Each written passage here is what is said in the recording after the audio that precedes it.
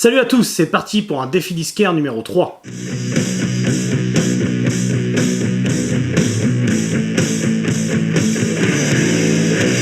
Parce que toutes les occasions sont bonnes pour acheter des disques, j'ai pris avec moi la bande qui m'a accompagné au Court of Chaos. Vous savez, le festival dont je vous ai parlé ici. Et si vous n'avez pas vu la vidéo, vous allez d'abord voir cette vidéo et après tu regardes le défi disquaire. C'est plus logique. Comme ça, tu connais les mecs que je vais te présenter, quoi. Parce que la bande en question, ce sont ces messieurs-là.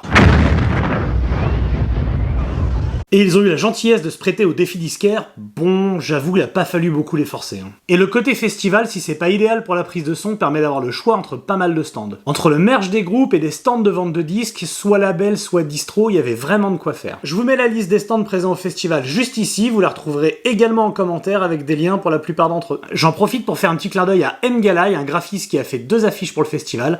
Pour les concerts de Pagan Altar et Kiri Tungol, elles sont très belles, je vais vous les montrer tout de suite.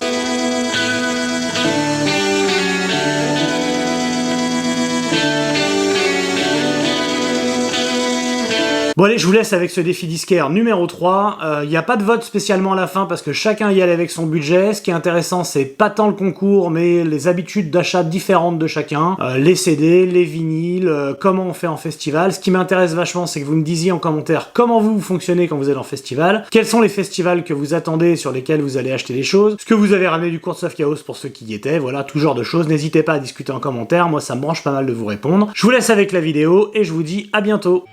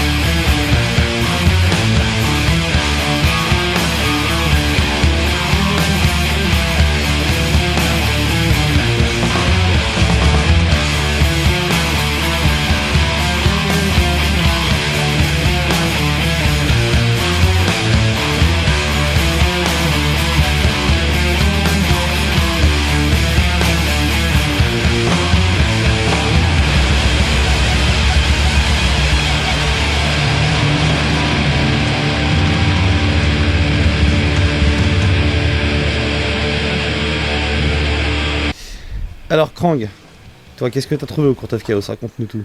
Alors, pour commencer, le seul truc qui va être un peu dans le goût du festival, j'ai trouvé un Pagan Altar que je n'avais pas encore, qui est une petite compile, a priori des premières sorties de démos, etc. C'est sorti cette année, quoi. Je sais pas si c'est une réédition d'ailleurs d'une compile qui existait déjà, mais chouette, je suis content, j'ai un Pagan Altar de plus que j'avais pas, et quelque chose dans le goût du festival. Puisqu'ensuite tout le reste, j'ai surtout traîné dans les bacs de punk hardcore, donc j'ai du bon crust, un peu stenchcore, Insector Survival allemand, quoi. Un chouette album quoi, que j'avais pas encore. Donc, ça fait plaisir d'avoir trouvé ça. C'est pas très compliqué à trouver, mais bon, je fais un peu ça au coup de cœur, à l'envie du moment.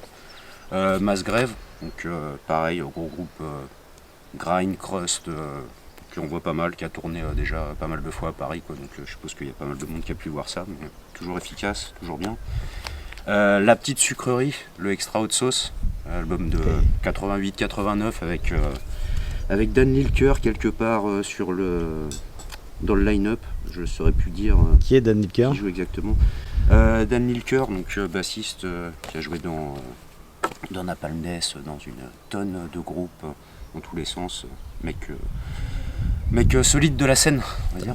Retaliation, qui est un groupe de grind suédois assez moderne, donc formé dans les années 90, qui a sorti surtout dans les années 2000, que je connaissais pas encore il y a quelques mois, pourtant c'est une scène que je connais plutôt bien. Et donc ils ont sorti des rééditions il y a pas longtemps, j'avais déjà chopé un CD, j'avais pas celui-là, je l'ai trouvé à pas bien cher. Un peu de brutalité, quoi. Donc ensuite les achats du premier jour avant de craquer sur le deuxième et de rechoper tout ça en plus. De Hellshock, groupe de crustcore que J'adore vraiment quoi, qui ressort bientôt un nouveau truc après des années à pas faire grand chose. Et donc bon là il y a une petite démo et cet album là que je recommande particulièrement et surtout ce titre là, Walking Death. Il faut écouter le riff, je pense tout le monde peut tomber amoureux là-dessus quoi. Ok, bon, satisfait de tes achats?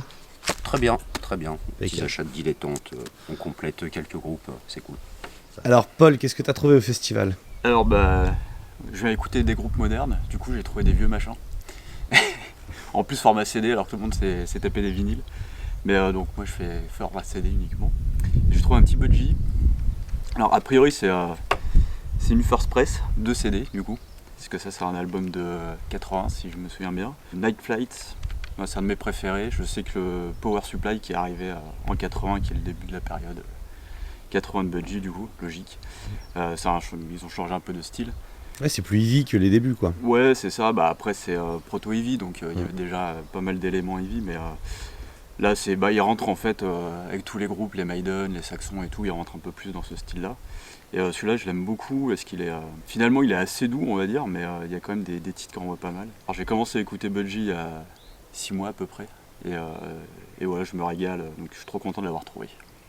Voilà. Ça nous change de tes habitudes, parce que parlons un peu de toi. Tu as 2 podcasts, dont un sur le Death énervé. Sur le Death technique. Et sur le café.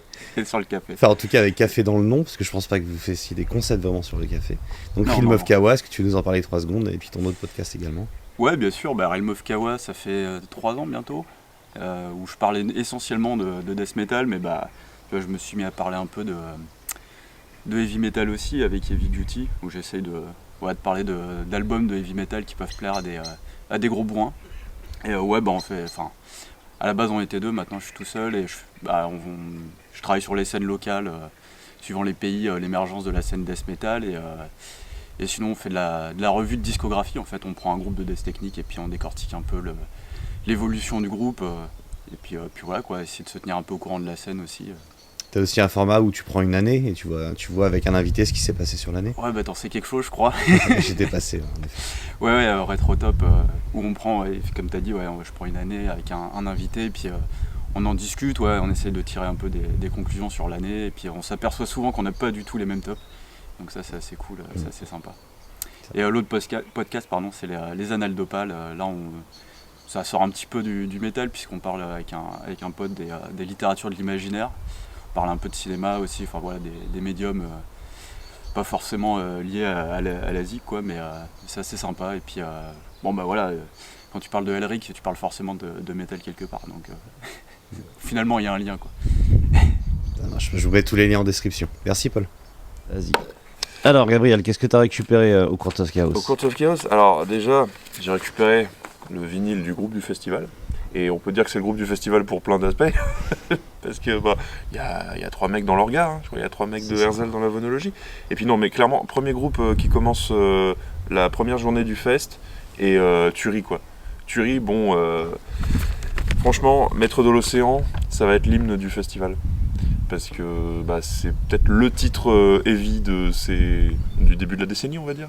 Enfin, j'exagère un peu, mais disons que c'est franchement voilà. Alors qu'est-ce que j'ai trouvé d'autre? Alors je n'ai pas réussi à avoir des médiators ou des baguettes, etc. Par contre, grâce à Mathieu, j'ai réussi à avoir, grâce à toi Mathieu, j'ai réussi à avoir la setlist de Jameson Red. Ce qui vaut ce que ça vaut, hein, quand on sait l'importance historique de Jameson Red. Mais bon, on a eu une petite discussion avec le chanteur de Jameson Red, et il nous a dit qu'il était pote avec Ozzy, que Ozzy c'était son pote dans les années 70, qu'il était venu le voir en concert et tout machin. Donc voilà, ça c'est cool. Et puis surtout, j'ai eu une anti-sèche de Tim Baker de Kerry Sungol, ce qui est quand même assez magnifique quand on a vu tous les pains qu'il a fait pendant le concert d'hier soir, et c'était voilà quoi, pareil, c'est ce genre de moment en or massif, quoi. Donc Court of Chaos, on va dire Herzl, on va dire Pagan Altar, on va dire Jameson Red pour le lien avec Black Sabbath, et on va dire aussi surtout Kerry Sungol, quoi. C'est ça. Évidemment. Bon, où on te retrouve? Children of the Sabbath, avec moi-même. Avec toi Mathieu, donc bientôt sur l'épisode sur Sabbath Bloody Sabbath, et puis voilà, puis continuer d'écouter Black Sabbath, parce que évidemment. C'est ça. Bon David, qu'est-ce que tu as trouvé au festival? Raconte-nous. Eh ben moi j'ai respecté un peu mon leitmotiv quand je suis arrivé au festival, c'est-à-dire je me concentre sur les groupes que je vais voir et du coup j'ai chopé des vinyles des groupes qui m'intéressaient. Donc on commence avec Mindless Sinner, donc du coup j'ai bien kiffé en live et tout, on mettra une note sur le charisme de tous les membres, mais bah voilà, très cool, hein, cet album est très cool aussi, très connu. Executor, pareil, il était dans ma liste, malgré un concert malheureusement au niveau du son il y a eu des couacs, mais j'attendrai de les revoir en bonne et due forme. Et enfin bah, l'ouverture du concert, la fermeture, parce que ce matin j'avais aussi les Maîtres de l'Océan dans la tête, et ça me fait dire que je vais peut-être appeler mon gamin Herzel, en bon fan de la Bretagne aussi, donc dans un certain sens la boucle sera bouclée. Et sinon des petites déceptions, j'ai pas pu choper l'un de mes top 3 aussi du festival, Sépulcre, parce que je me suis pris trop tard. Mais sinon non, bah, très bien, mais on chopera le reste plus tard, mais c'était un très bon festival, et puis Herzel quoi. Et vous saviez, fun fact, ils font partie de l'organisation, donc comme ça, pareil, la boucle est bouclée. Merci. Bon, débrief vinyle du festival. J'ai pris, on va faire ça en 2 actes. Ce qui était au festival, donc avec Tentation qui était sur le Warn Up, donc Tentation, groupe des Pyrénées qui organise notamment le Pyrénéen Festival.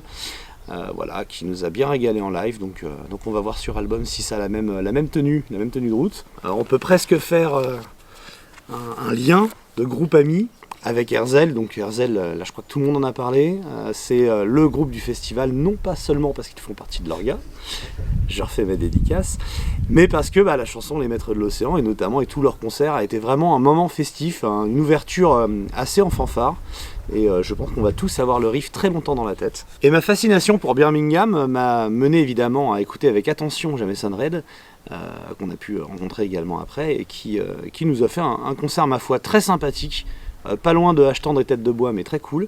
Et voilà, donc je repars également avec le vinyle, avec le morceau Seven Days of Splendor, qui est un autre riff qui nous entra pendant longtemps. Birmingham, toujours un petit live de Black Sabbath, dont j'ai le son mais pas la pochette. Ça aurait été dommage de s'en priver. Et dans un autre style, vraiment, on fait le tour du cadran. Il y a Doom. Doom, voilà, le groupe, absolument pas de Doom évidemment pour ceux qui ne le savent pas, mais plutôt de punk crust, avec un état d'esprit et une radicalité assez sympa, qui d'ailleurs vient de Birmingham. Et voilà, donc une petite compile qui me permet aussi de m'ouvrir sur un groupe que je connais bien en live, mais beaucoup moins en studio. Pentagram, voilà, encore comme pour Black Sabbath, des morceaux que j'aime, mais pas avec une toile d'araignée, donc ça aurait été dommage de pas y aller. Et pour finir, je voulais aussi un petit peu plus plonger dans Zag, j'ai toujours un doute sur comment on dit, qui est donc un groupe fait de musiciens de scène extrême norvégiens normalement, notamment, donc de black metal, et qui fait quelque chose d'un petit peu plus lourd, d'un peu plus doom.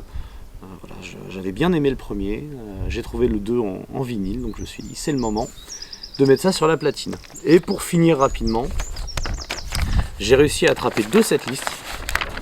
Voilà, la setlist de Pagan Altar avec le Mediator, donc d'Alan Jones, et la setlist de Kirit Ungol, donc les 2 groupes pour lesquels j'étais venu et qui faisaient leur premier concert en France, donc il y a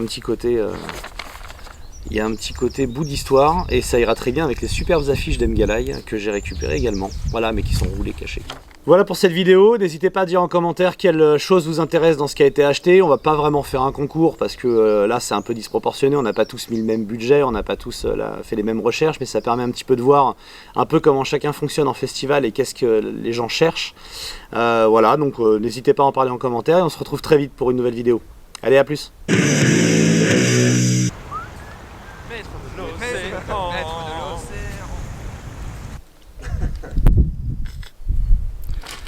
Tu filmes là ?